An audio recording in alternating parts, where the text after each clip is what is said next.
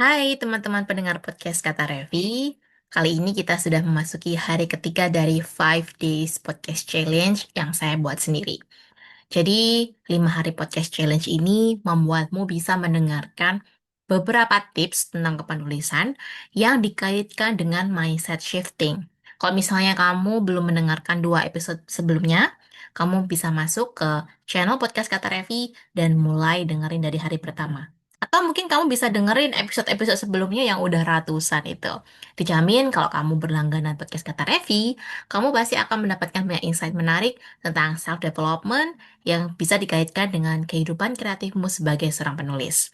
Sekarang, di topik kali ini, saya akan membahas mengenai alasan seorang penulis malu membangun konten personal branding. Biasanya, yang sering masuk ke dalam kotak inbox saya atau DM Instagram dan juga yang ditanyakan di threads, biasanya tidak jauh-jauh jawabannya. Ketika saya bertanya, kenapa kok nggak mulai bikin konten personal branding? Ada yang bilang, malu kak, soalnya saya nggak punya ilmu yang mumpuni. Terus ada nomor dua, portofolio saya belum bagus. Dan yang ketiga, dia ngerasa kalau tulisannya itu biasa-biasa aja gitu. Jam terbangnya belum tinggi, masih pemula banget. Hal itu wajar karena saya sendiri dulu juga mengalami hal yang sama. Cuma bedanya kalau dulu saya lebih bermasalah dengan leadership, jadi saya nggak mulai-mulai membangun konten di media sosial sebagai seorang penulis karena saya merasa aku nulis aja yang penting, nggak penting itu bikin konten. Karena bagi saya nulis ya nulis aja gitu kan. Padahal sebenarnya saya berusaha lari dari tanggung jawab. Karena ketika kita ingin membangun konten personal branding, itu kita harus disiplin nomor satu. Terus kita juga harus riset segala macam untuk menemukan gimana sih gaya konten yang cocok buat kita. Untungnya, ketika saya akhirnya mulai belajar self leadership, akhirnya saya bisa menemukan pola.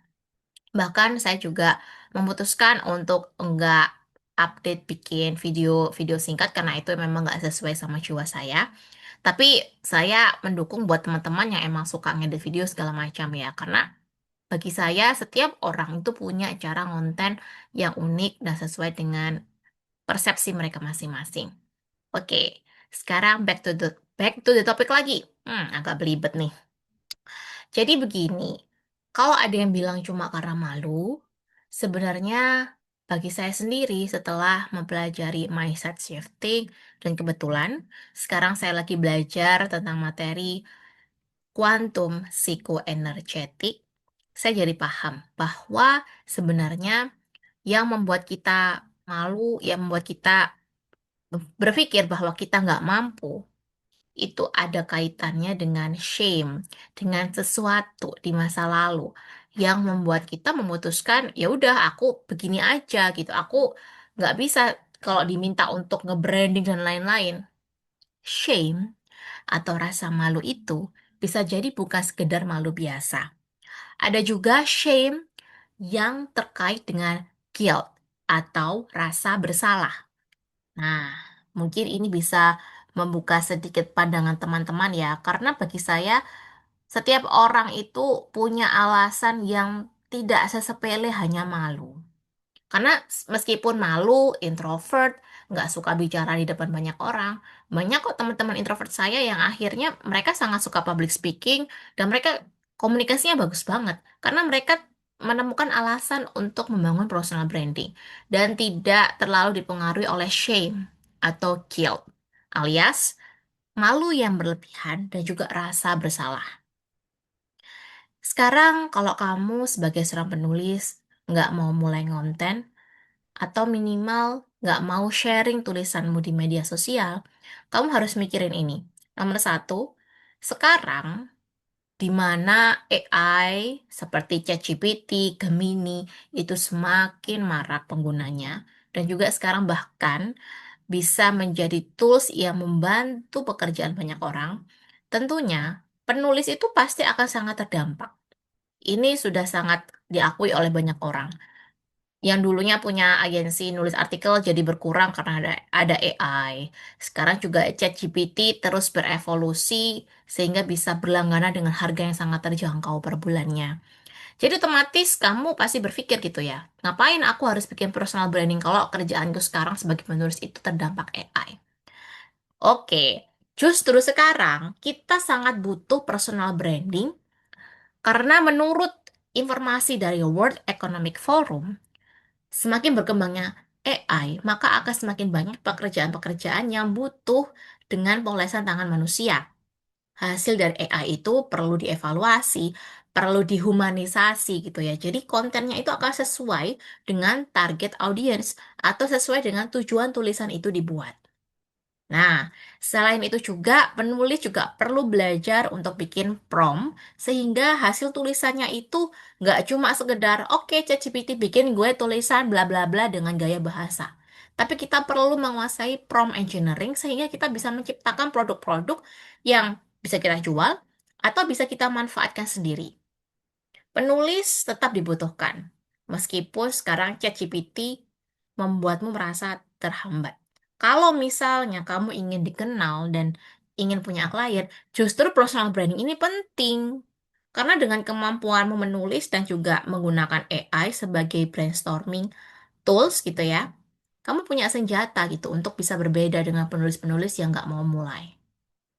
Gimana caranya mengatur shame dan guilt atau rasa malu dan rasa bersalah ini supaya kamu tidak terus menunda prosesmu membuat atau membangun personal branding? Yang pertama adalah kamu bisa melakukan tracking back atau evaluasi lagi.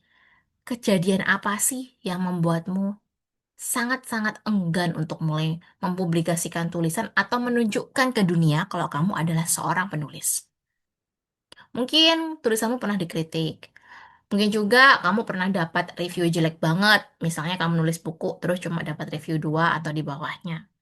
Bisa juga karena kamu pernah kalah lomba dan kamu merasa aku nggak pantas gitu. Karena aku gagal. Aku malu dengan kegagalanku. Aku malu dengan ketidakmampuanku karena aku pernah dikritik. Jadi muncullah shame. Malu karena kamu pernah diolok-olok orang lain atau tidak dihargai. Bisa jadi juga ini nggak ada kaitannya sama penulis, tapi memang karaktermu sejak kecil itu sering mungkin dibully atau mungkin kamu juga sering tidak diapresiasi kemampuannya, sehingga ketika kamu punya skill menulis, kamu ngerasa bahwa ah sama aja nih, aku nggak bakal diapresiasi. Jadi kamu punya shame. Gimana cara mengatasinya? Mulailah akui bahwa kamu memang memiliki rasa malu karena masa lalumu itu. Jadi kamu jangan malu kalau misalnya kamu masih, sekarang usiamu sudah 30-an misalnya, atau 40-an. Lalu kamu ngerasa, kamu masih ngerasa sakit hati gitu dengan kejadianmu di masa kecil. Jangan merasa bersalah. Jangan melihat pengalaman-pengalamanmu saat dewasa. Justru masa lalumu, masamu ketika masih remaja, itulah yang biasanya menciptakan akar luka yang tidak ingin kamu hapus atau sengaja kamu abaikan sehingga menjadi inner child wound yang kita bilang sekarang. Jadi kamu akui dulu kalau kamu punya shame. Atau mungkin kamu punya guilt atau rasa bersalah. Karena kamu merasa kalau, oh nanti kalau aku branding nih, aku nanti jadi bersinar. Aku nanti bikin misalnya penulis lain jadi gak enak sama aku. Atau mungkin kamu ngerasa gak mau menjadi orang yang terlalu terlihat bersinar karena kamu adalah seorang istri. Jadi kamu harusnya tidak terlalu nunjukin bahwa kamu punya passion dan skill menulis. Apapun alasannya, kamu akui dulu. Mau itu shame atau guilt. Kamu akui, kamu catat, supaya kamu tahu emosi itu secara clear. Nomor dua, kalau kamu sudah mengakuinya, kamu harus mulai melakukan reframing. Reframing ini yang biasanya saya lakukan adalah dengan teknik visualisasi. Ya pastinya ini nggak akan mudah langsung ya, tapi lakukan ketika kamu habis beribadah pagi hari atau baru bangun tidur. Selain itu juga ketika kamu mau tidur malam, ketika masih ngantuk-ngantuknya. Visualisasikan bahwa kamu adalah seorang penulis yang dihargai orang dan kamu percaya diri untuk bikin konten personal branding, entah lewat tulisan yang ada di blog atau lewat tulisan di threads, atau kamu mulai mencoba untuk merekam suara seperti saya di podcast, atau merekam wajahmu dengan berbicara di Reels, everything it is. Kamu bayangkan dan katakan bahwa terima kasih karena saya adalah orang yang percaya diri dan saya didukung oleh banyak orang yang positif. Gunakanlah kalimat-kalimat yang menggunakan saat ini, bukan kata-kata yang ngomongin saya ingin, saya harap. Jadi kalimatnya adalah, saya adalah seorang penulis yang siap membangun personal branding dan dihargai oleh orang lain. Saya adalah seorang penulis yang bisa menulis untuk memberikan manfaat buat orang lain. Jangan pakai kata-kata saya ingin, saya harap. Karena ini menunjukkan bahwa posisimu belum sampai di situ. Meskipun di dunia nyata kamu bukanlah seorang penulis bestseller ataupun kamu masih belum punya klien, kamu harus memberikan emosi dan vibrasi bahwa kamu adalah seorang penulis yang emang sudah di posisi itu. Lakukan minimal 3 minggu. Gampang banget. Bahkan kamu kalau misalnya ngerasa, aduh aku bingung mau ngomongin apa, catat aja gitu. Setiap kali kamu mau tidur malam dan bangun pagi, baca catatan itu. Sambil memejamkan mata dan bayangkan dengan sedetil mungkin. Dan nomor 3 pastinya, mulailah melakukan action. Kamu bisa mengikuti komunitas menulis seperti di Workaholic Class atau Workaholic Troops. Kemudian kamu juga mulai untuk mencari teman-teman sesama penulis di media sosial dan baca konten mereka, cari mentor, taking action. Oke, semoga podcast kali ini bisa memberikan inspirasi buat kamu yang sekarang emang masih ragu untuk membangun konten personal branding. Semoga bermanfaat dan sampai jumpa di podcast Kata Revi berikutnya.